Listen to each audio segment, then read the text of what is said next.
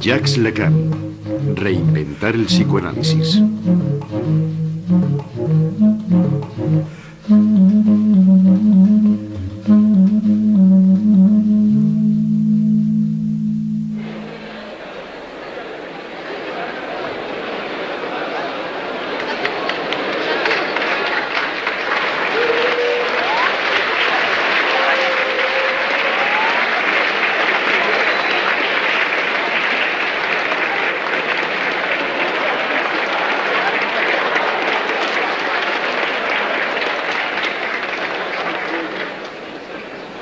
On entend? On n'entend pas.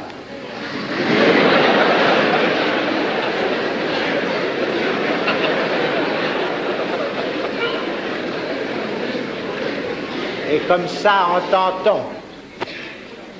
Ça va pas? Dites, ça va? Alors, la cravate, donc, était un obstacle. Je n'ai jamais la moindre intention de faire une conférence, mais j'ai un enseignement. J'ai fait ça pendant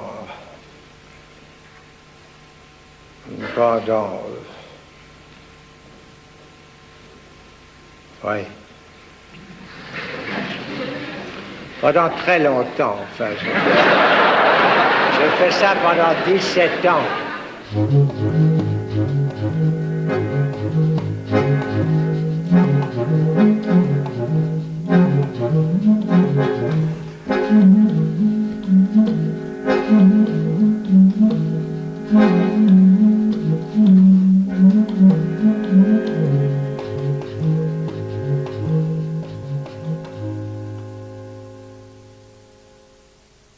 Freud pensaba que el psicoanálisis era una revolución del espíritu que debía sacudir la conciencia del mundo. Consideraba el inconsciente como un depósito de fuerzas de pulsión que se hallaban constreñidas en las profundidades biológicas del alma. Explorador del artificio de la palabra, Jacques Lacan fue el único heredero de Freud que abandonó este romanticismo de la ciencia procedente de Darwin para revelar el carácter subversivo del psicoanálisis. Lacan convierte el inconsciente en una estructura del lenguaje cuya lógica formal se desarrolla como una fuga de Bach o un poema de Mallarmé. Yo soy el único que ha leído a Freud, llegará a decir. On a eu la bonté de me présenter. Je vais entrer dans la difficile tâche de vous faire entendre ce soir, disons, quelque chose.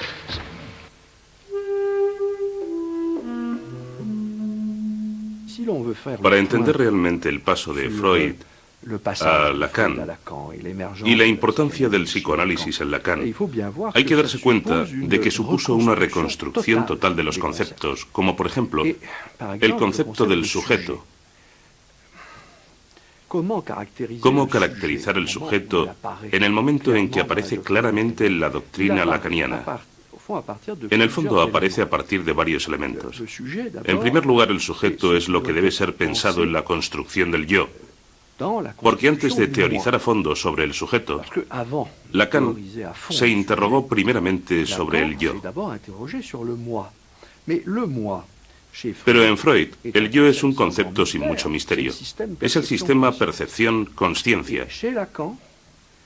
Mientras que en Lacan, bajo influencia filosófica, como podríamos ver, en el momento del célebre escrito sobre el estadio del espejo, el yo es el resultado ¿de qué? Del otro. Es decir, que mi yo es esa imagen de mí mismo. Es un yo especular que se refleja en el espejo del otro y que me es devuelto, por explicarlo de una manera sencilla. ¿Y a quién es devuelto? pues a algo bastante enigmático que pronto se llamará el sujeto. De modo que el yo es esencialmente ilusorio o lugar de ilusión. Así es como Lacan enfoca el sujeto.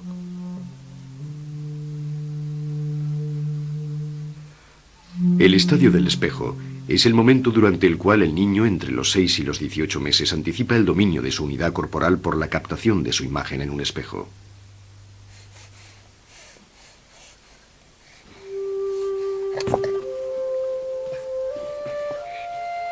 En 1936, Lacan se inspira en la leyenda de Narciso, condenado por los dioses a ahogarse mientras contempla su propio reflejo.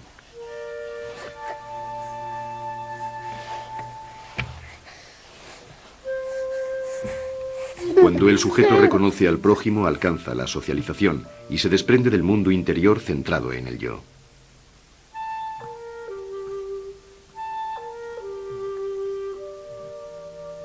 Por el contrario, cuando retrocede hacia el narcisismo primario, se abandona un universo cerrado donde el otro no existe.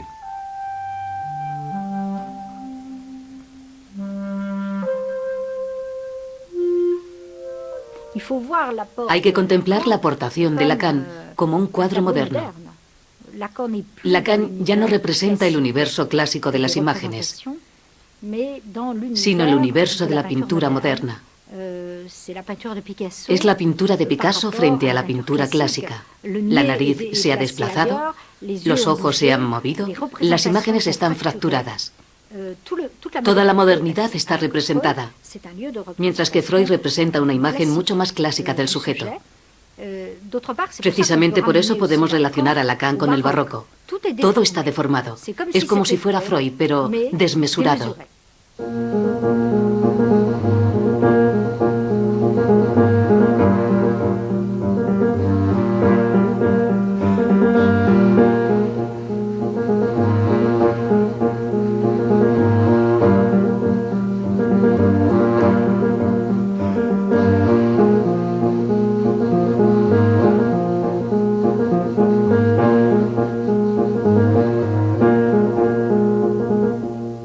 Nacido en París el 13 de abril de 1901 en el seno de una familia de vinagreros orleaneses, Jacques Lacan pertenecía a la media burguesía católica y bien pensante. Con su hermano pequeño Marc François, que se convertirá en monje de la orden de los benedictinos, mantuvo una relación privilegiada.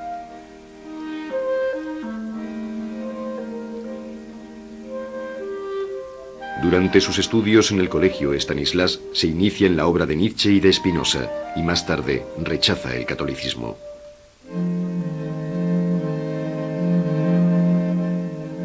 De aquellos años pasados en uniforme, guardará la íntima convicción de que las heridas psíquicas, más violentas, surgen siempre en el interior de colectividades aparentemente sometidas a la mayor normalidad. Lacan se siente incomprendido por su padre, que le destina al comercio de la mostaza. Así, entra en la modernidad del siglo XX por medio de una rebelión intelectual.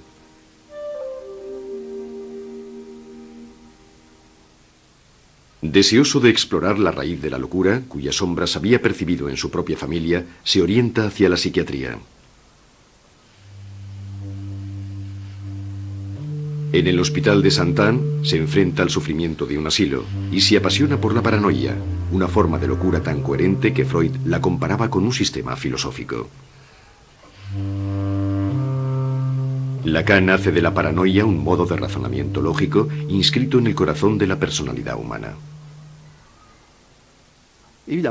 Naturalmente podríamos preguntarnos por el propio tema de la paranoia. Sabemos que tuvo mucha importancia para Lacan, puesto que fue el tema de su tesis doctoral, igual que para el surrealismo a través de Salvador Dalí. Ahora bien, la paranoia es la búsqueda de la verdad. Y la suposición del paranoico es que a pesar del desorden de las apariencias, en alguna parte se esconde una realidad de cuya existencia está plenamente convencido y que confiere sentido a todo lo que ocurre a su alrededor. Y esa realidad es generalmente un complot o un crimen urdido contra él.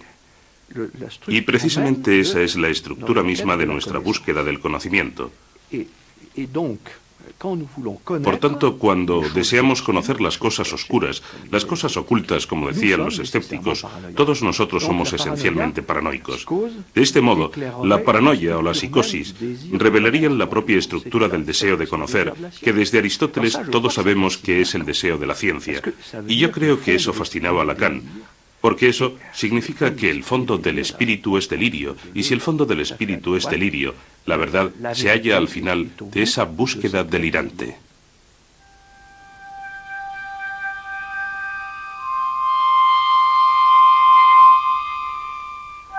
En 1930, los psiquiatras de su generación, marcados por la expansión del psicoanálisis, se interesan tanto por el estudio del delirio como por las aptitudes pasionales de las mujeres histéricas. La histeria y la paranoia dibujan para ellos, al igual que para los poetas surrealistas, los extraños contornos de una verdad convulsiva que les remite a los extravíos de un mundo víctima del declive de los valores clásicos de la razón y del progreso.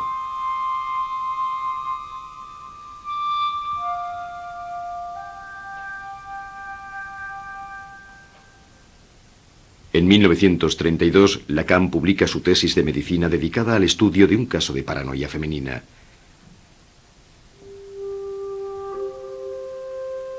En ella relata el destino de una mujer perseguida, salida de un medio modesto.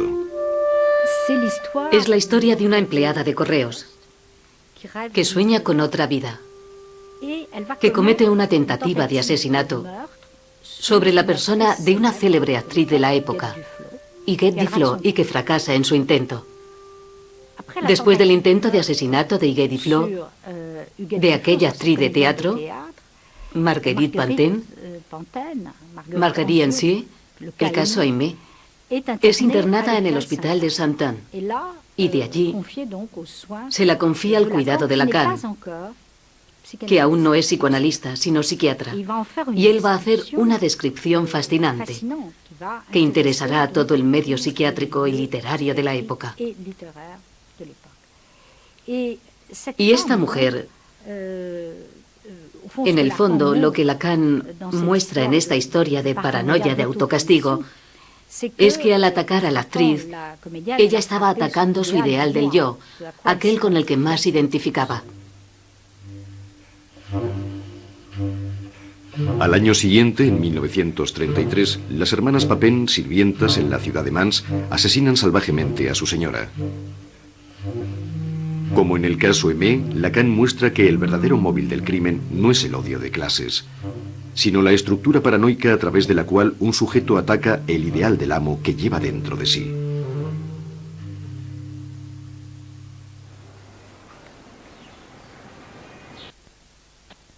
Todo se llenadas. Según Lacan, esta locura femenina se asemeja a un teatro de la crueldad surgido de un tiempo inmemorial.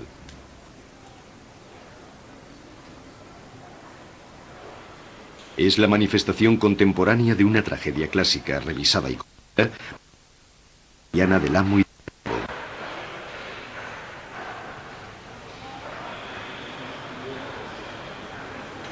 A partir de 1934, Lacan asiste al seminario de Alexandre Kolleve sobre la fenomenología del espíritu de Hegel, aparecida en 1807 y aún no traducida al francés.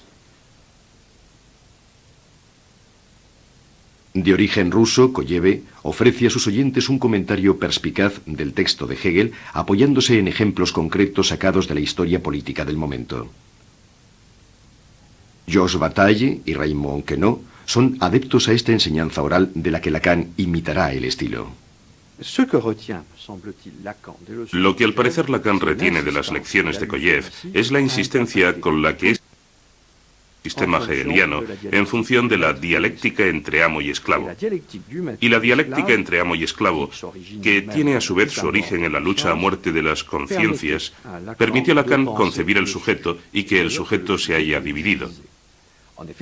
Y efectivamente, por exponerlo de una manera muy esquemática, el genio hegeliano consistió en descubrir que cuando intento tomar conciencia de mí mismo, es decir, de mi existencia, me veo obligado a solicitar el reconocimiento de dicha existencia al otro. Y como consecuencia, el otro se convierte en el amo de mi propio ser. Lacan llevó hasta el extremo la lógica hegeliana, según la cual mi discurso tiene su causa en el otro, y lo toma al pie de la letra. Pues bien, ya que la causa de mi discurso es siempre el otro, existe un lugar del otro, un verdadero lugar del otro, que es precisamente ese tesoro de significantes donde en cierta manera se constituye para mí la lengua. La lengua es real, pero viene a estructurarse en ese lugar del otro. Y eso es lo que me proporciona los fragmentos del discurso que voy a articular. Y por otro lado, el lugar del otro es al mismo tiempo el lugar donde se organiza la estructura misma de mi deseo.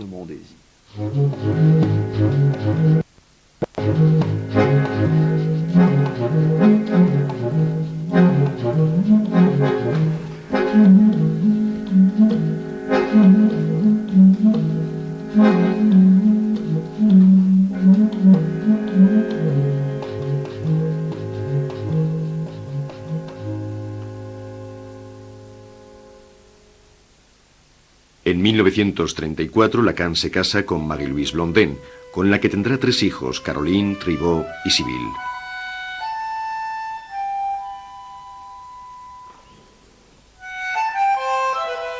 Tres años después de su matrimonio se enamora de la actriz Sylvia Bataille, cuya familia de origen judío ha emigrado desde Rumanía.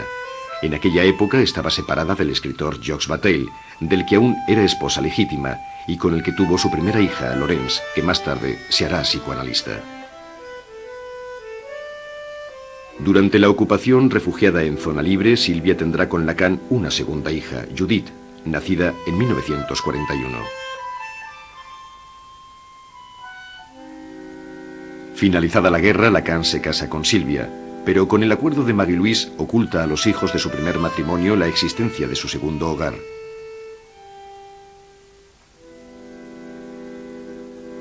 Teórico del amor y del gozo femenino, Lacan buscará sin cesar los refinamientos de una seducción de la que sabrá describir todos sus engaños. Le réel pour l'être parlant, c'est qu'il se perd quelque part. Et où? C'est là que Freud a mis l'accent, il se perd dans le rapport sexuel.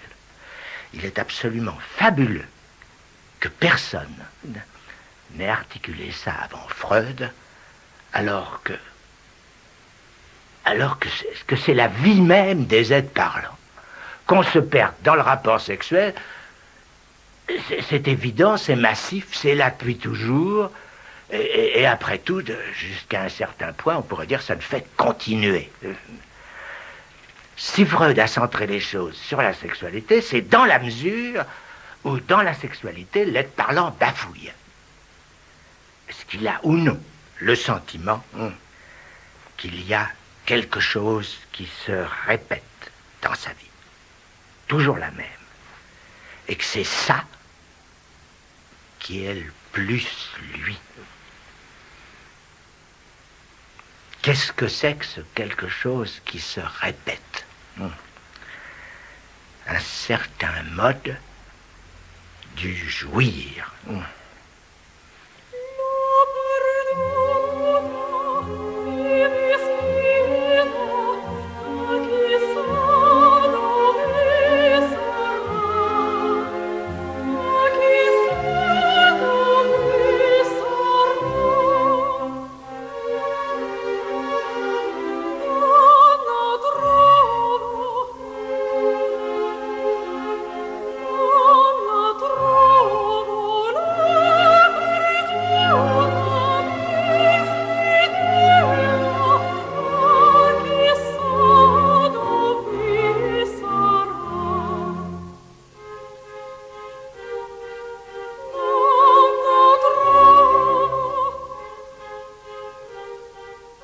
La mujer no existe. El amor es dar lo que no tenemos a alguien que no lo quiere. El deseo del hombre es el deseo del otro. Lacan tenía el arte de inventar sentencias y expresarlas con sentido del humor.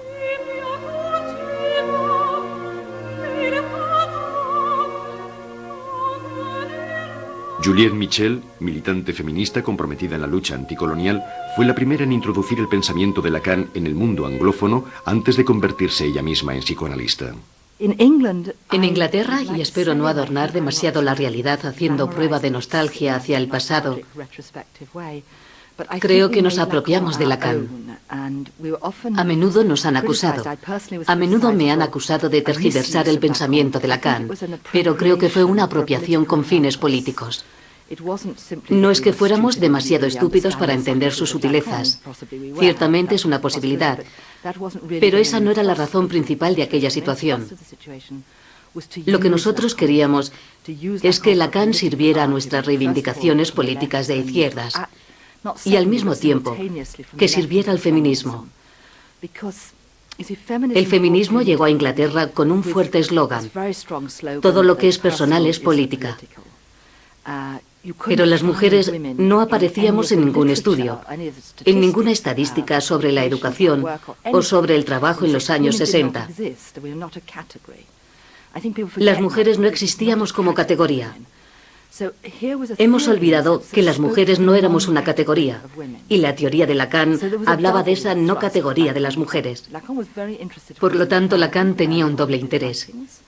En sus primeros escritos se interesó mucho por la familia, y luego derivó hacia lo que casi se ha convertido en un eslogan: la mujer no existe, subrayando el la.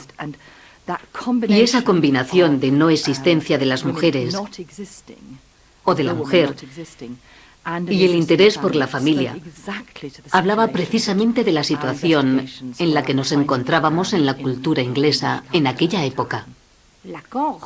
Lacan destaca algo específico de la mujer, de las mujeres, del gozo femenino, de la sexualidad femenina, pero sin convertirlo en algo natural, sin introducir el concepto de naturalidad en ese tema. Él no asigna a las mujeres el papel de lo maternal automáticamente, sino que capta una especie de locura femenina.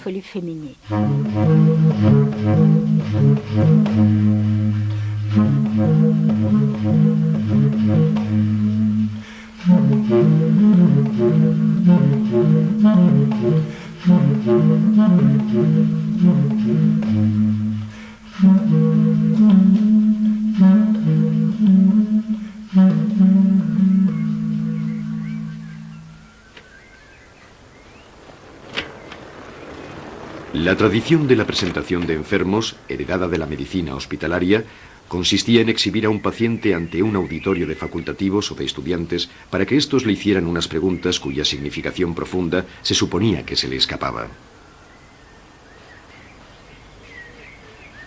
Los actores de este ritual, entrenados a través de años de encierro, manifestaban en realidad todos los síntomas que los directores del asilo esperaban de ellos.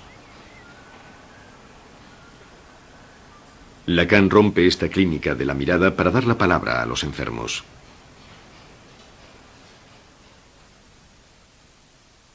Analizado por Lacan, el psicoanalista Jean-Bertrand Portalis asiste a estas presentaciones al mismo tiempo que participa en el famoso seminario cuyos resúmenes transcribe. Lacan era extraordinariamente, yo diría que cortés con sus enfermos, tratándolos no como a pacientes de asilo, sino realmente como, es lo mínimo, me dirá usted, pero no siempre es el caso, como seres humanos. Y poco a poco les empujaba, creando una auténtica atmósfera de confianza, a que se expresaran con plena libertad. Por contar una anécdota bastante jugosa, recuerdo que una vez había una mujer paranoica que se quejaba de que la seguían por todas partes. Me siguen, me siguen, me siguen, me siguen. Y Lacan, al acabar, le dijo: no se preocupe, querida señora, porque decía querida señora. Voy a buscar a alguien para que la siga, refiriéndose a un médico que siguiera su caso y la tratara. Paralelamente estaba el seminario que impartía en Saint-Anne, en el anfiteatro que le había ofrecido el profesor Jean Delay. De modo que las dos cosas funcionaban completamente a la par. Lacan le daba mucha importancia a la asistencia a su seminario. Recuerdo que una o dos veces me salté las clases, hablo como un colegial que hiciera novillos, y me echó una buena reprimenda. ¿Por qué no vino usted el miércoles? No le vi, etcétera. ¿Y por qué funcionaba a la par? Porque estaba aquel seminario que era para mí el de los grandes años de Lacan. Un Lacan extraordinariamente brillante, estimulante.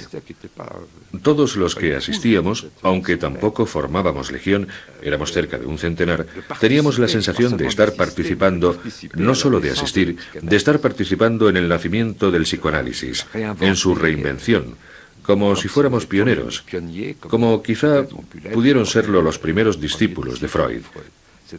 Era una palabra. Yo insisto mucho en eso, en movimiento, como si él mismo en aquellos años estuviera también inventando e inventándose a sí mismo. Aquello era lo que nos daba un cierto entusiasmo, que participábamos, yo diría que casi de acuerdo con él, en resonancia con él, en un movimiento inventivo. Después de la Segunda Guerra Mundial, sin renunciar a la herencia de la filosofía alemana, Lacan se vuelve hacia el estudio de las estructuras simbólicas de la subjetividad.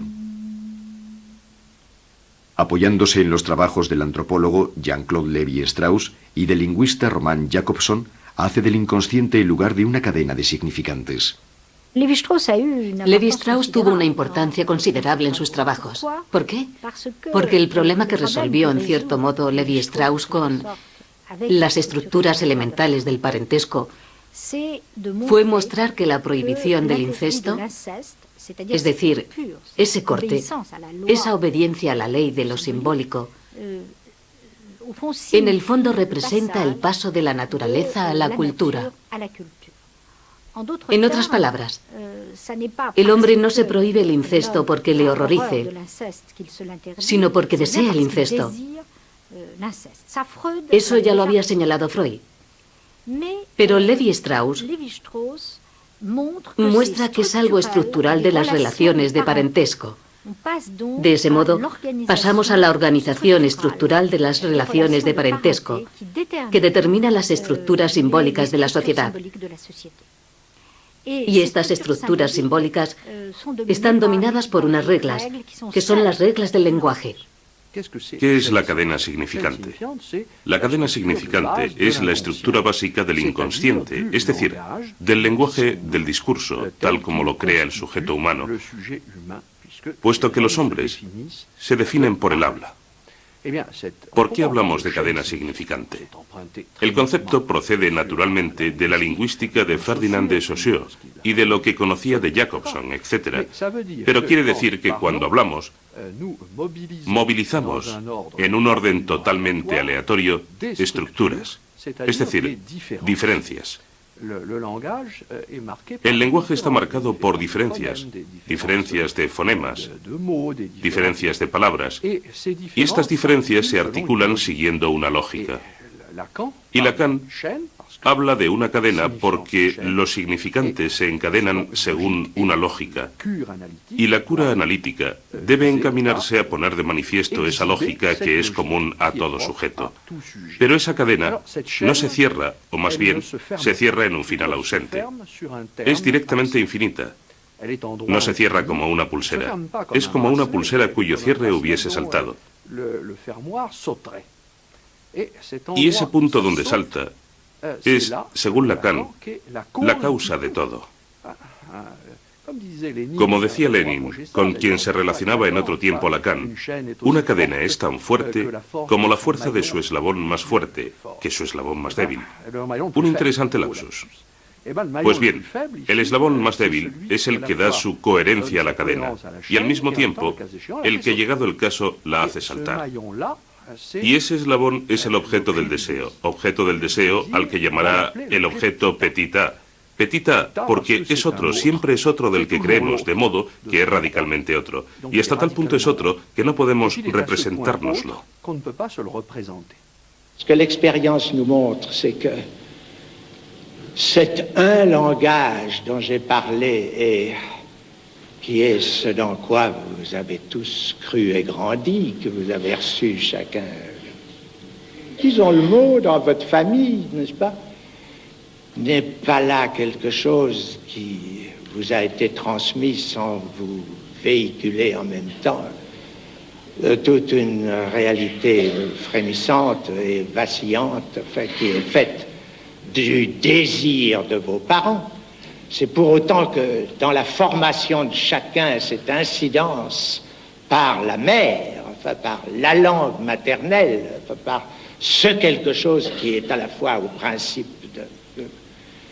que c'est vers là que se tourne l'amour.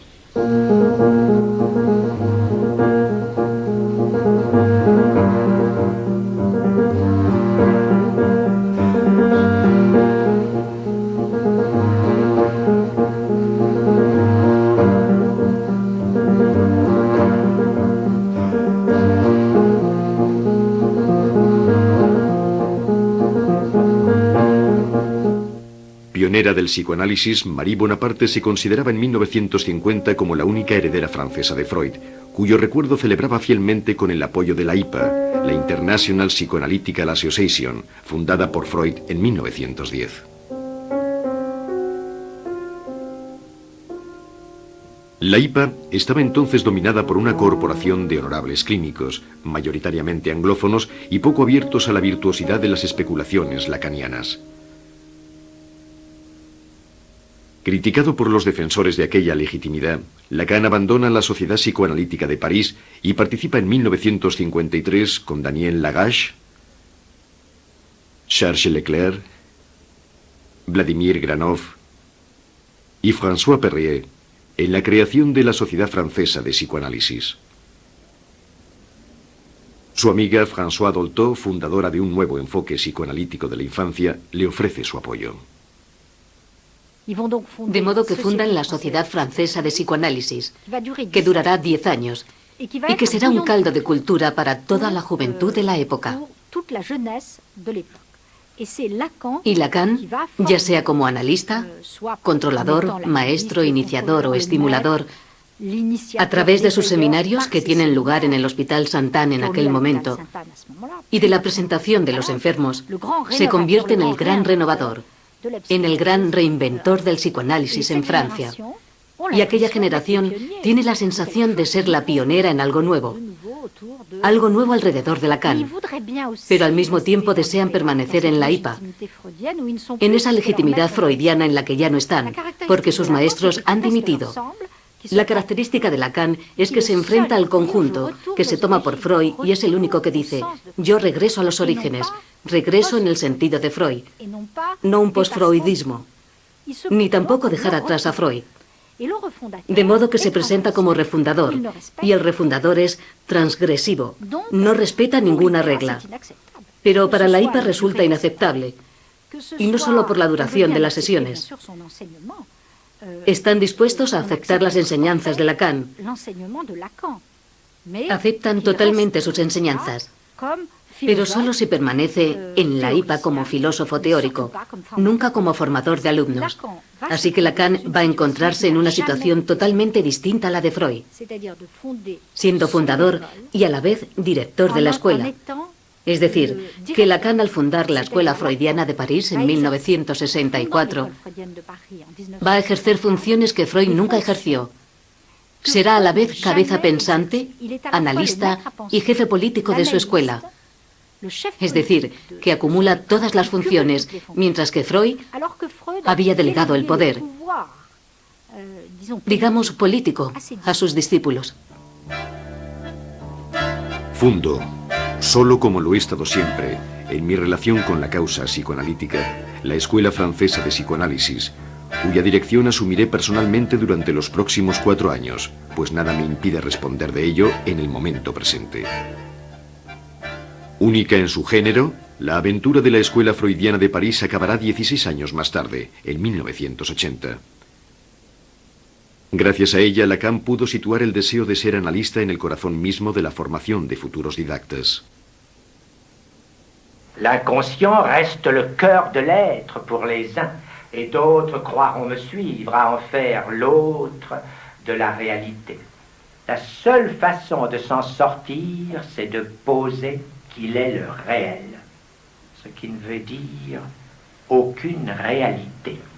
Le réel en tant qu'impossible à dire, c'est-à-dire en tant que le réel c'est l'impossible, tout simplement.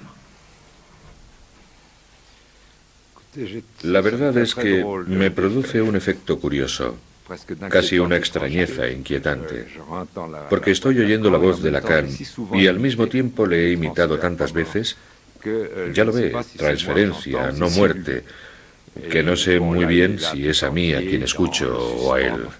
Es él en toda su extensión, con ese suspense del que hablaba hace un rato, con esa fórmula definitiva y sin embargo totalmente enigmática. Lo real es lo imposible es lo real, en tanto que se siente uno un poco perdido y te dices, puede que sea genial o puede que sea yo que no entiendo nada. Me recuerdo lo que dijo Lacan al comenzar un seminario con gente como Merleau-Ponty, Hippolyte, Monet, Ricoeur, muchos otros. Todavía me parece estar escuchándole mientras decía, quizá no dirigiéndose a ellos, sino al auditorio en general. Pero bueno, ¿van a abrir de una vez sus entendederas? La verdad es que no puedo decir que me conmueva, porque tenía un lado un poco comediante, o más bien mucho. Le gustaba adornarse, igual que se adornaba en su atuendo, con sus chaquetas, sus cuellos tipo Mao y sus famosos puros retorcidos. Cuando comenzó sus seminarios me interesó muchísimo. Y cuando entendí algo, me parecía genial, porque en pocas palabras englobaba una experiencia de múltiples casos. Y en eso consiste la simbolización. Así que me decía, este hombre habla de cosas, y lo que no entiendo debe ser de la misma onda. Amiga mía, trabaja para intentar comprenderle. Pero debo confesar que a pesar de mis esfuerzos, cuando asistí a aquellos seminarios, y lo hice durante mucho tiempo, extraí algunas perlas de conocimiento, pero el resto era más bien un clima. Quizás en la menor.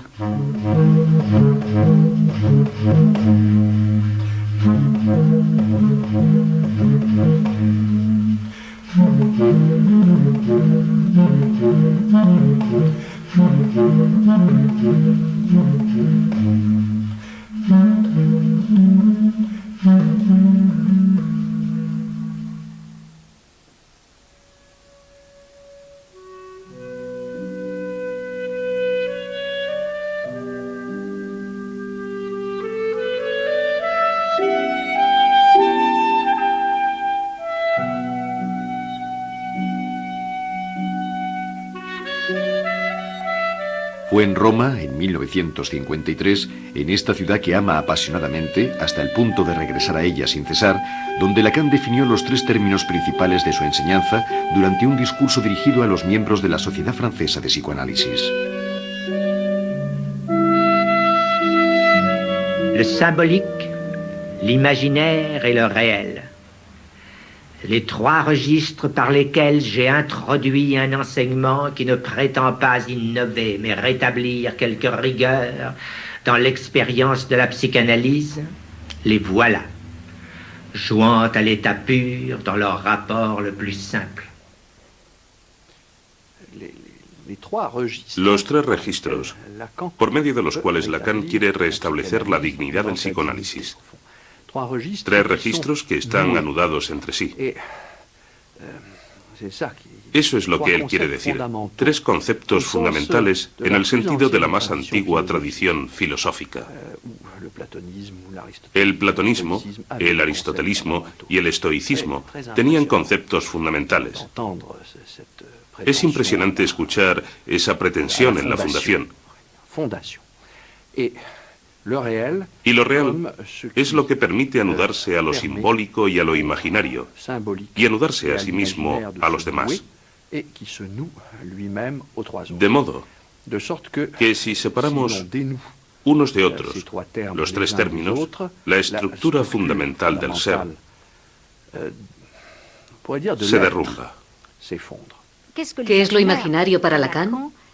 Es el lugar de las ilusiones del yo. Pero cuidado, esas ilusiones existen, forman parte de nuestro psiquismo. Vivimos en un mundo de ilusiones, de representaciones que marcan nuestra vida y que permanecen siempre. De ahí el famoso tópico de Lacan sobre los tres términos importantes: simbólico, imaginario y real. Lo simbólico que de algún modo es la prioridad que nos determina, que se hace ley, es la función simbólica en el sentido de Levi Strauss. Es la idea de que estamos dominados por estructuras. Estructuras que pueden ser sociales, simbólicas o estructuras del lenguaje. Lo real es lo que escapa a toda simbolización, el lugar de la locura, de las pulsiones, del emerger de lo ilimitado. De modo que lo real suscita lo imaginario y lo simbólico, y se articula con ellos. Pero realmente yo creo que hay que entender lo real lacaniano como la falta, como suele decirse, o llegado el caso, lo que solo puede manifestarse en la nada. Pero la nada es lo que está ahí, lo que vuelve ahí. No lo existente que está ahí, sino el hecho para él de estar ahí. Eso es. Y en ese sentido, Lacan es un formidable realista y conecta con todas las grandes escuelas realistas de la filosofía.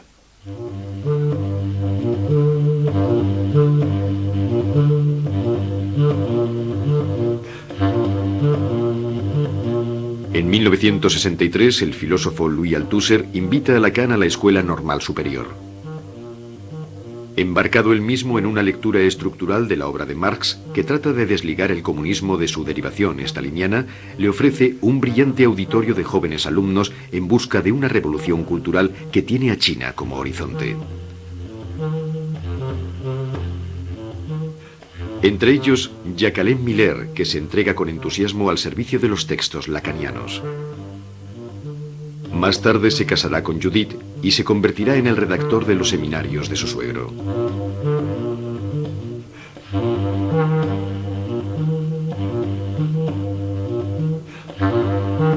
En 1966, durante el célebre coloquio de Baltimore sobre el pensamiento francés, Lacan conoce al filósofo Jacques Derrida. Él intentó a la vez seducirme y atraerme hacia su terreno, hacia su disciplina, por así decirlo. Pero al ver que yo no me prestaba a ese juego, se desencadenó la guerra, la agresión.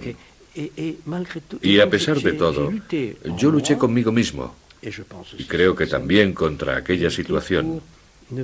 Luché para no responder ni a la llamada seductora ni a la agresión. Creo que nunca lo hice. Y con el paso del tiempo,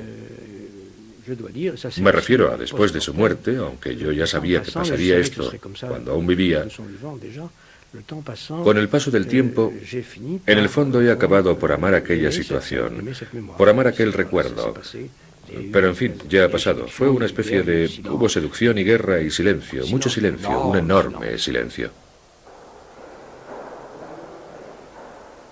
Tras la publicación de sus escritos en 1966, Lacan se convierte en un pensador reconocido, admirado por sus alumnos y odiado por sus adversarios. En la sala Dusan de la Escuela Normal, una numerosa asamblea se dispone a escucharle. El escritor Philippe Solers describirá de forma lírica las armonías y disonancias de la gran puesta en escena del seminario. Lacan aparece en la tribuna cual grabado de Durero, como un santo, como un monje, caballero y predicador de otro tiempo. Lacan es la lentitud puntuada, el suspiro, la pasión tortuosa, la grandeza, la anécdota, el argot, la burla, el insulto, el trueno intermitente, el puntillismo interminable, el tedio profundo, la palabra espiritual, lo sublime. Está el Lacan místico, el Lacan humorista, el Lacan ancestral, el Lacan Don Juan, el Lacan satán, el Lacan charlatán, el Lacan malicioso, el Lacan generoso, el Lacan vanidoso, el Lacan burlón, gruñón, aullador, susurrante, resoplador, seductor. Hay un Lacan puro y un Lacan pañuelo, un Lacan abrumado y un Lacan verdadero. Lo sorprendente es que todo eso da como resultado la nervadura exacta de una alegre sabiduría. Pendant un certain temps, on a pu croire que les psychanalystes savaient quelque chose.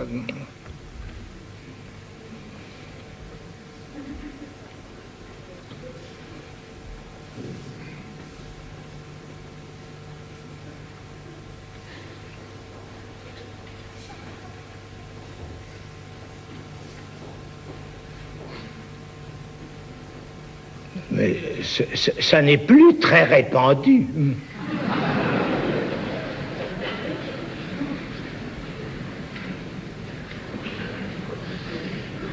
Le comble du comble, c'est qu'ils n'y croient plus eux-mêmes.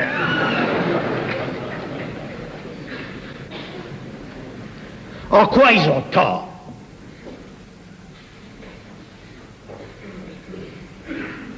Alors justement, ils en savent un bout.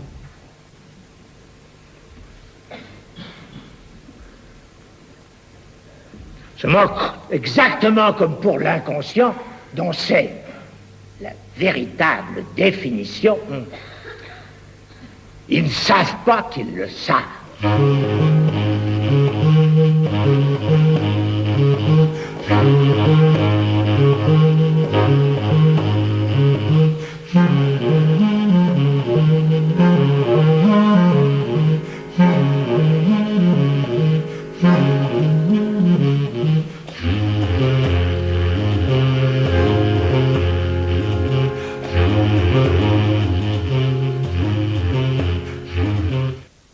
Desde 1950, Lacan había puesto en entredicho el ritual de las sesiones cronometradas de 55 minutos impuestas por la IPA y destinadas a preservar a los pacientes y a los alumnos en formación del poderoso influjo transferencial de sus maestros. Lacan pulveriza esa regla. Inventa la sesión de duración variable que lleva al analista a intervenir en la cura por medio de cesuras o de interpretaciones, con el fin de que el paciente explore más rápidamente sus fantasmas inconscientes y pierda menos tiempo en enunciar palabras vacías.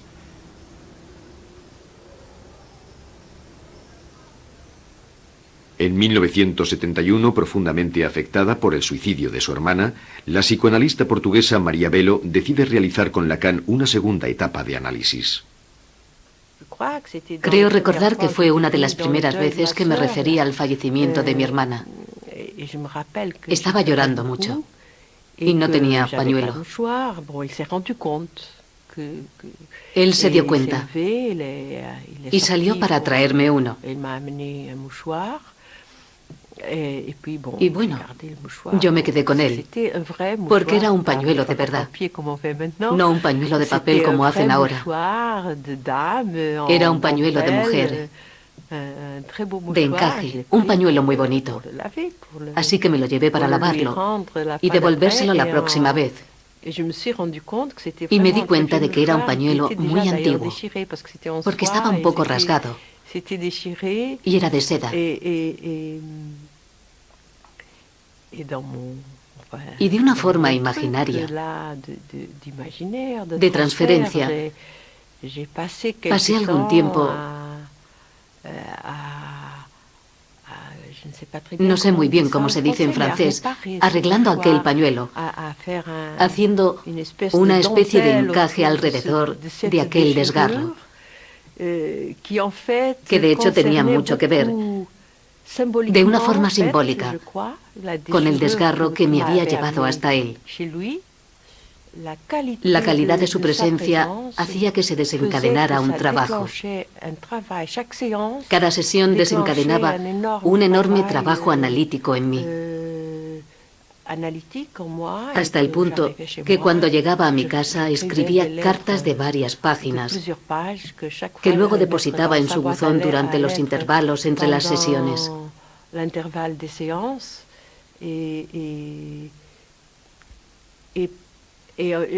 Creo que todo lo que había hecho hasta entonces, pues ya había hecho algunos años de análisis, que todos aquellos años habían sido como una preparación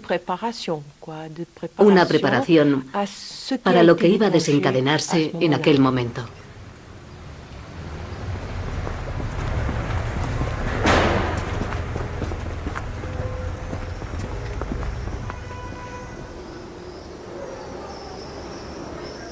A la edad de 70 años, angustiado por no haber dedicado bastante tiempo a transmitir sus enseñanzas, Lacan comienza a realizar sesiones analíticas a todos los discípulos que le profesan un amor incondicional. Sin justificación clínica, transforma progresivamente la experiencia de la cura en un laboratorio de lo extremo y acaba reduciendo la duración de la sesión a unos pocos minutos. Lacan instauró aquel método hasta la práctica disolución de la sesión. Primero porque, en su situación de maestro solicitado, no podía rechazar el análisis a ninguna persona. Y por otro lado, su pasión se traducía en una escucha muy particular, incluso en aquella ausencia de tiempo, que era sustituida por otra cosa distinta en el estudio de la calle Lille y de su apartamento. Aquellos que vivieron esa experiencia llevada al límite de lo imposible, pues aquellas sesiones ultra breves eran como algo imposible, pudieron extraer cosas negativas y a veces cosas positivas, pero participaron en una aventura única. Lo que yo aprendí del análisis lacaniano fue sobre todo la forma de cortar la sesión. Es decir, servirse del corte de una sesión como una forma de interpretación o como una manera de hacer sentir, comprender y escuchar a un paciente lo que acaba de decir o lo que está diciendo. También pienso que lo que Lacan hacía con aquellas sesiones tan cortas estaba muy relacionado con lo que él era. Si pensamos en aquella época, la época dorada, aunque yo no conocí cómo era antes, en aquella época dorada de la escuela freudiana, donde era prácticamente un mito, y mucha gente lo mitificaba. Lacan sentía la necesidad, en términos de transferencia, de hacer reaccionar a la gente, de hacer cosas que ninguna otra persona ha podido hacer después. Le transfert, c'est l'amour. Vraiment et simplement. Alors, pourquoi est-ce qu'on aime un être pareil?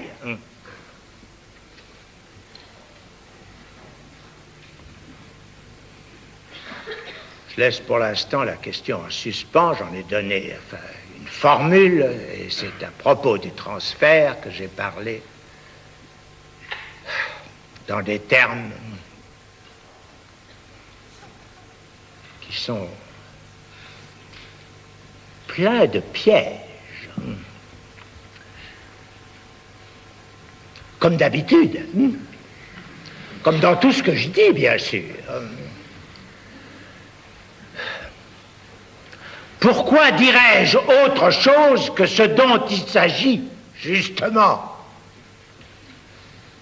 dans ce qu'il en est de l'inconscient?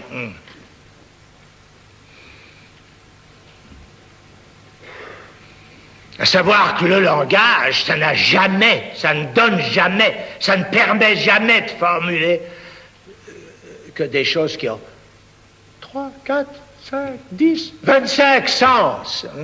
Le sujet supposé savoir. Es interesante ver cómo Lacan tuvo mucho éxito en los departamentos literarios o cinematográficos de las universidades, debido a su amor por la teoría, mientras estuvo marginado clínicamente en el mundo anglosajón en general. Hay razones bastante complejas para esa marginación clínica de Lacan. Por el lado positivo, su teoría ejerció una enorme influencia en el mundo universitario. Sin embargo, por el lado negativo, fue realmente denigrado por su trabajo clínico. Seguramente era un clínico difícil y durante el desarrollo de su práctica sucedieron algunas cosas que le valieron una mala reputación. En Inglaterra corrían muchos rumores sobre el número de suicidios. La sola idea de que Lacan trabajara coqueteando con la psicosis asustaba a la gente. Y lo cierto es que lo hacía. Su práctica clínica, a imagen de su concepción teórica, estimulaba en cierto modo el lado psicótico. Aquello se consideraba muy peligroso. Y seguramente lo era.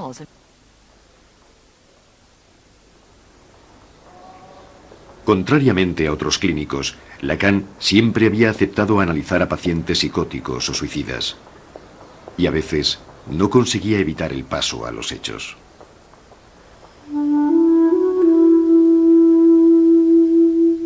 Al final de su vida, fascinado por las matemáticas, Lacan dibuja nudos y trenzas, tratando de formalizar a través de figuras topológicas los tres elementos fundamentales de su doctrina.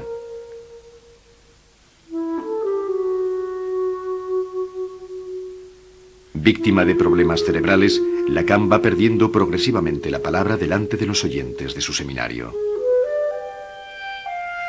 Todos miran al viejo silencioso, privado de aquella voz fulgurante y trágica que había mantenido en vilo a generaciones de intelectuales y facultativos.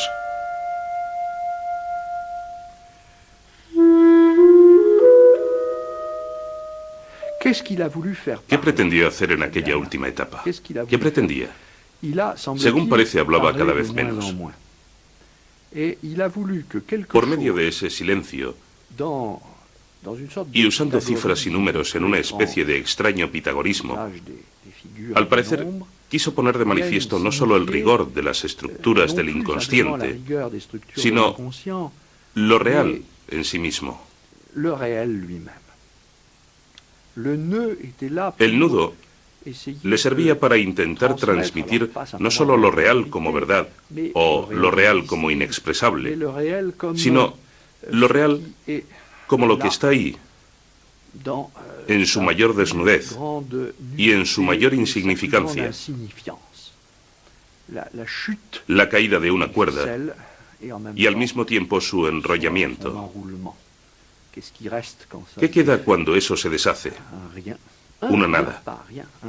Una nada, no la nada, una nada. Y al mismo tiempo esa nada forma la cosa más compleja. Es decir, todos esos nudos del lenguaje a los que estamos atados y que tejen nuestra vida. No puedo concebir que nadie que estuviera tan comprometido con él, con tanta pasión, no solo por el significante, sino por la verdad, tal como él la concebía, esa palabra, con tanta pasión por la verdad, siendo tan difícil hacer entender el propio sentido de la palabra verdad, no puedo concebir que una persona así pudiera vivir de otra forma que no fuera trágicamente. Y justamente eso me ayudó a evitar cualquier respuesta agresiva hacia Lacan. No me atrevería a decir que igual que yo, pero yo pensaba que aquel hombre tenía que asumir una responsabilidad trágica. La responsabilidad de asumir una tragedia. Y que a pesar de sus exhibiciones, su apariencia, su pompa y las escenas que hacía, debía sufrir secretamente esa herida. Y yo lo sentí, o al menos lo presentí y lo respeté. Seguramente fue el que mejor y de la forma más moderna supo plantear los lazos del hombre con la verdad de su deseo desnudo. La cuestión de lo real. La cuestión de la violencia en la historia, el hombre en Auschwitz. Como los teóricos de la Escuela de Frankfurt, Lacan evocó sin cesar la capacidad del hombre para ir muy lejos en la destrucción de sí mismo. O sea, que vivió lo que Freud había presentido. Lacan es también la pérdida de las ilusiones en la revolución. Era algo muy importante. ¿Qué quedará cuando hayamos perdido todas las ilusiones del compromiso revolucionario? Lacan es un pensador escéptico, es verdad, pero al mismo tiempo apasionado. El compromiso, la posibilidad de creer en algo, es decir, en el deseo, aún existe, y por eso no hay por qué desesperar al sujeto. Pero lo único que puede contar es la ética del deseo, pues es lo único que nos queda. No luchar contra nuestro deseo, ese es el heroísmo moderno. La mort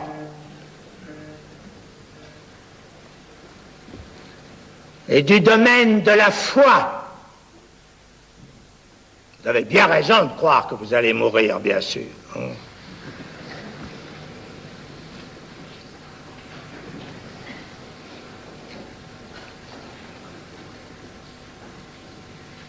Ça vous soutient.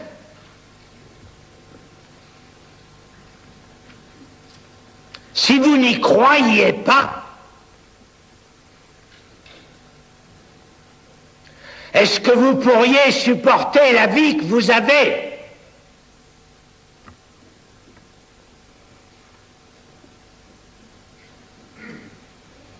Si on n'était pas solidement appuyé sur cette certitude que ça finira,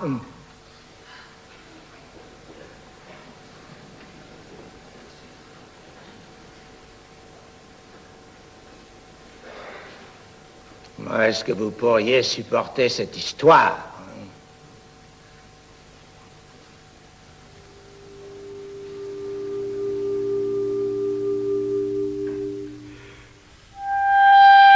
Jacques Lacan muere el 9 de septiembre de 1981. Soy obstinado, desaparezco.